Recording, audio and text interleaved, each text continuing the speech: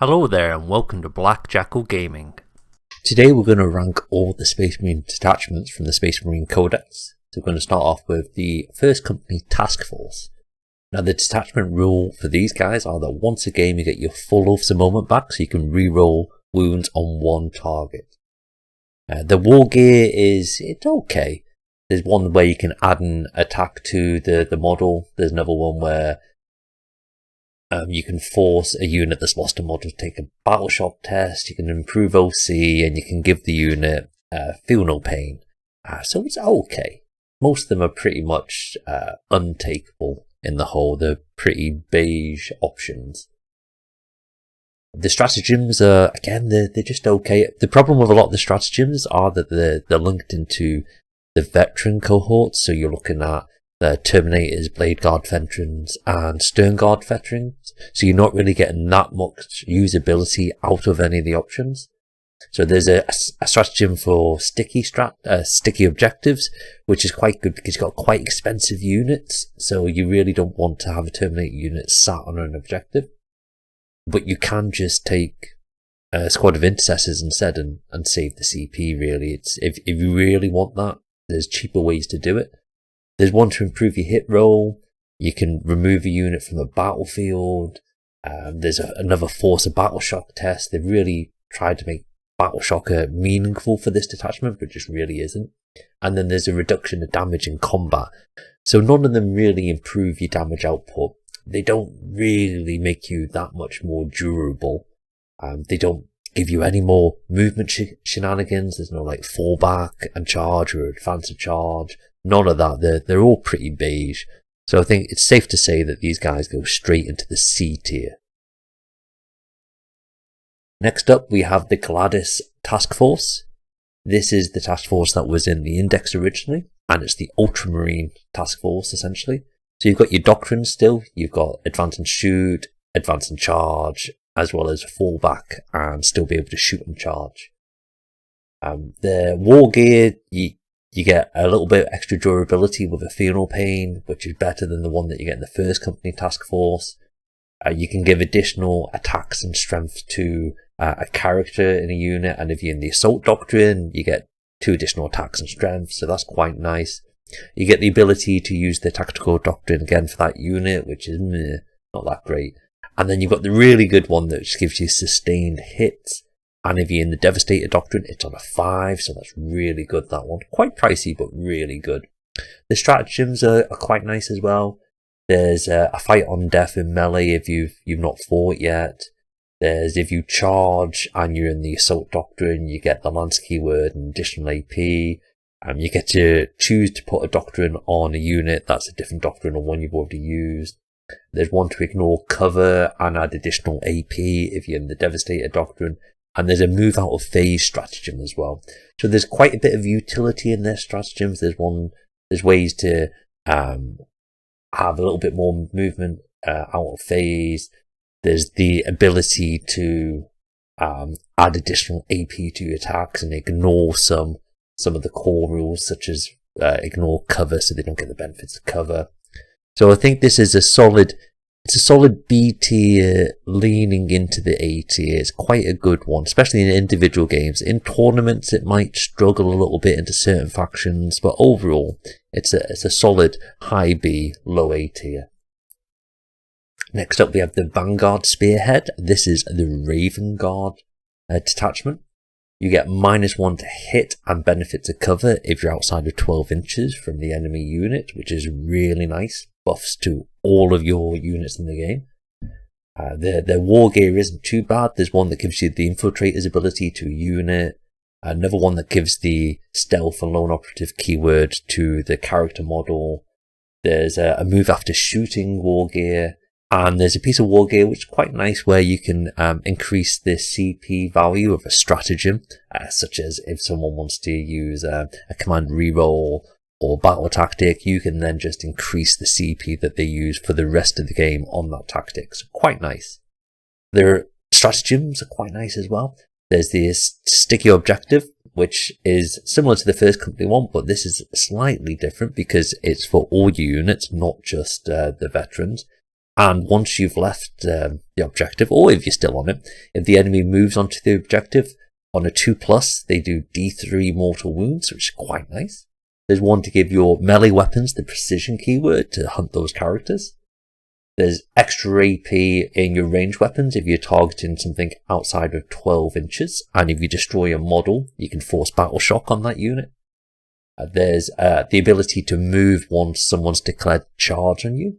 And if you're a full boss or scout unit, it's for your full 6 inches rather than D6. If you use the D6, you might still be in range of the charge, but that 6 inches should really move you out of range. And there's the ability to remove 2 full boss units from the battlefield and put them into reserve, or 1 ordinary one. So there's a lot of utility in these stratagems. They don't really add much durability or killing power, but they do add the ability to hold on to objectives, to try and take out characters a little bit sooner. There's ways to stop people from scoring objectives and secondaries by putting them on battle shock or use stratagems. There's ways to make it more expensive for your opposition just to carry out the tasks that they want to carry out in the game. You can stop yourself being charged. And the fact that these stratagems work on almost all of the units in the codex means you've got quite a bit of a utility out of the entire codex rather than being keyed into like the first company, basically the veteran unit. So this is very much a solid S tier detachment. Next up we have the Imperial Fist detachment, which is Anvil Siege Force. This gains all your units the heavy keyword, so they get +1 to hit if they remain stationary. If they already have the heavy keyword, then if they're stationary they get +1 to wound as well, which is a very nice stratagem to have. A very nice detachment rule, I should say. That really plays into any of your vehicles that have heavy weapons or things like Hellblasters and your Eradicators, units that have relatively high strength but not as high as you could possibly want. So just putting that +1 to wound. So when you've got your Strength 8 straight, Strength 9 weapons, you're really going to never be in the position that often where you're wounding on anything higher than 4. You should never really. Most things you're going to be wounding on 3s and 2s, so it just adds that little bit of ability to push through those high damaging shots.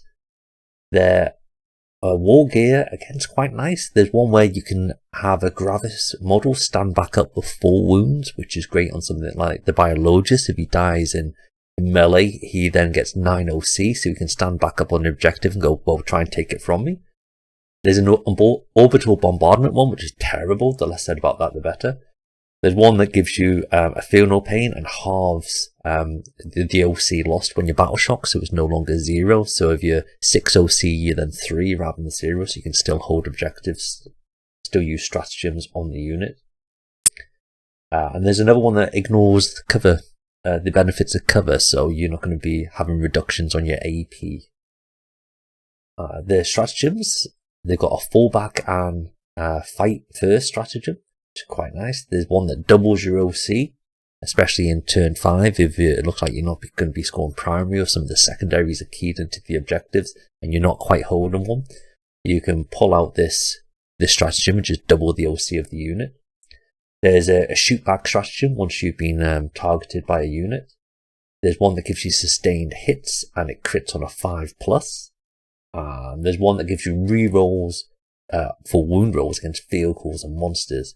So the majority of their stratagems allow you to hit harder, making sure you've got more efficiency and you're pushing through more wounds onto targets. And then there's a couple that just make it easier to score points, score your victory points for your secondaries and your primaries. The detachment rule works on throughout the entire of the codex pretty much. Even your melee units, if they've got a pistol, they're now +1 to hit if they remain stationary. So all in all, it buffs everything. It's got good strats, it's got good war gear. It's a really good detachment. It's in A tier, but it's poking its head into S tier. There may become a point in the next balance update where if there's some point drops for certain units, especially things like aggressors, then this will really be starting to push itself forward more into the S tier. Next, we've got the White Scars detachment, which is the Stormlance Task Force.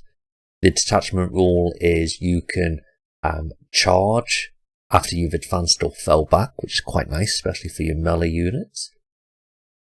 The war gear isn't too bad. Problem is a lot of their war gear and stratagems are more geared towards mounted units, so it's not that great. So there's one that improves your strength and AP and melee. Another one that, that's this one as well. If you charge, it then goes up by 2 rather than 1, but it is only for a mounted unit, so you're really only putting that on the Primaris Chaplain on a bike.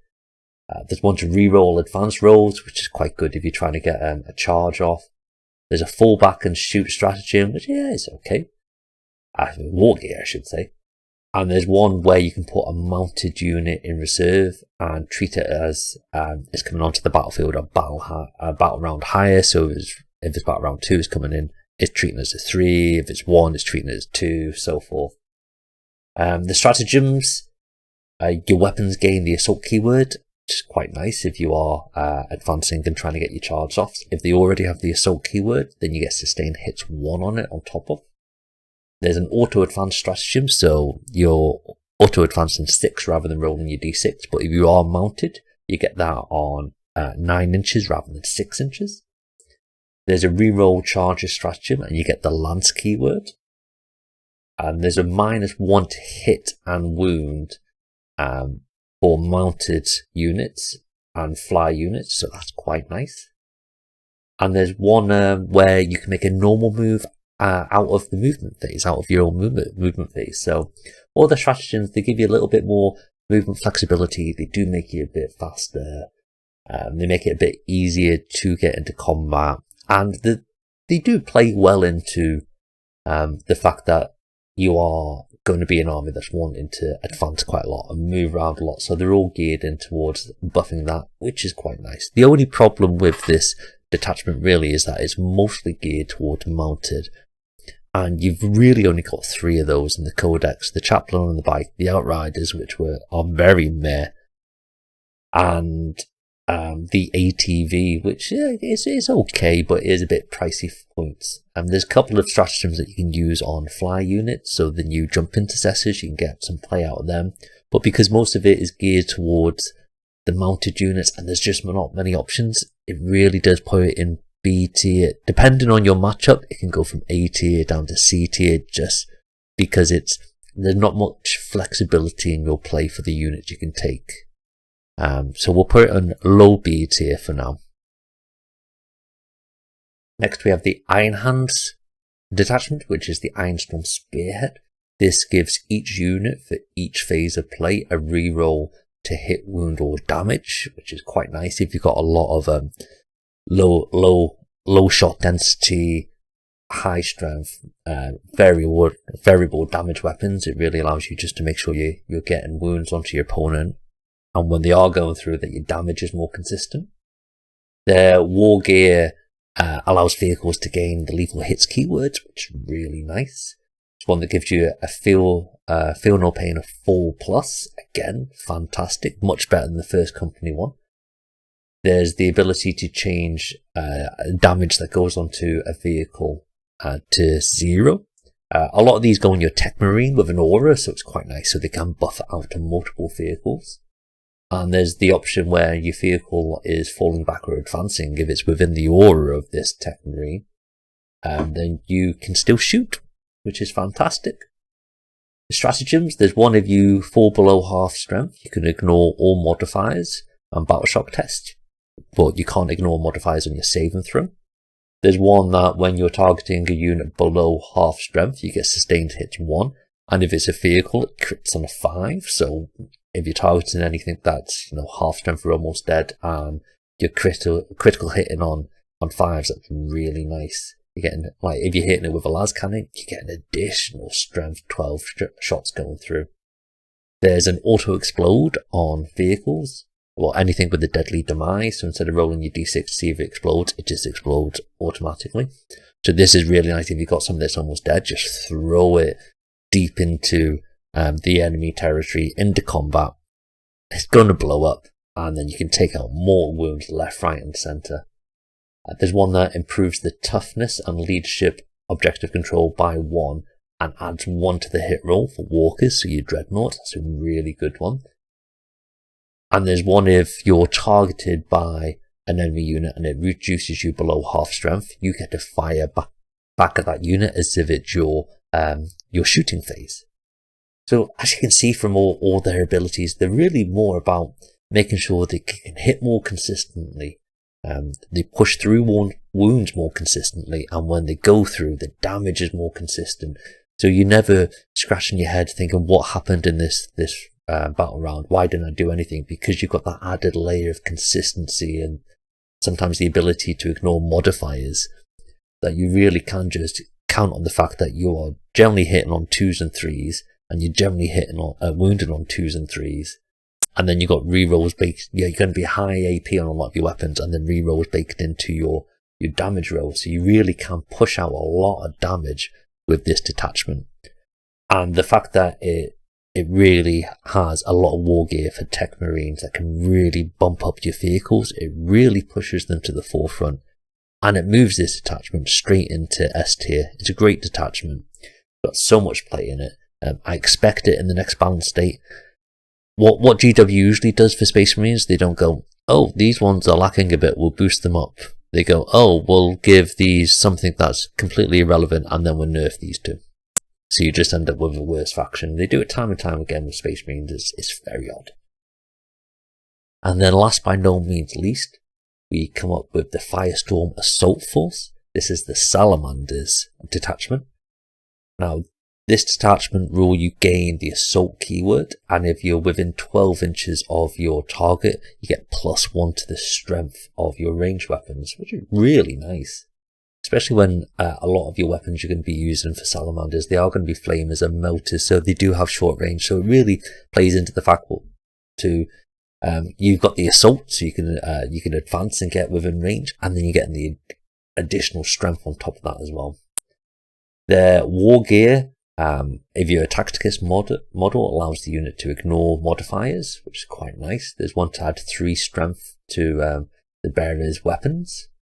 One where once a turn you can change all the damage. Once a turn you can change the hit or save and throw for a unit to a 6. Just making sure you're staying around for a little bit longer. And then there's one to reduce damage by 1. But if it's a melter or a torrent weapon, you change the damage to 1. So there's certain melter weapons in the game that can be D6 plus 3 or 4, depending on what they are. They roll a 6 on that. They're no longer damage 9 or 10. They're damage 1. They can sit down. They're not doing any damage to you. And then the stratagems. If you're targeting the closest eligible unit within 6 inches, you get +1 to wound. When you've already got +1 strength, that can often be pushing you onto your 2s to wound. Even with modifiers, you might still be on your 2s to wound.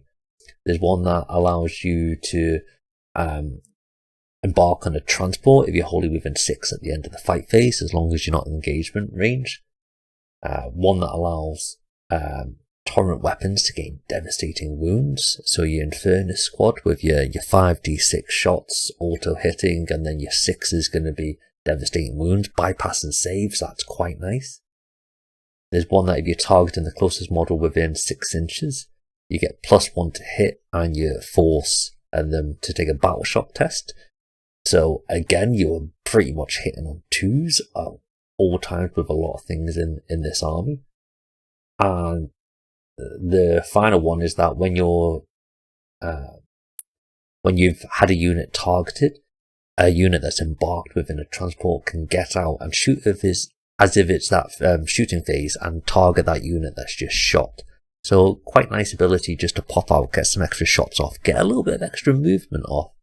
And especially if you can put it in the position where it can't really be shot back, and then it's your turn next, well, guess what? You get to move and shoot again with that unit without anything coming back at it.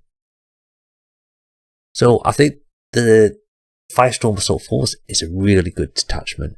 It's probably going to be sitting in the A tier. It's got a lot of play of it. The only problem is that it does rely a little bit too much on melters, which have,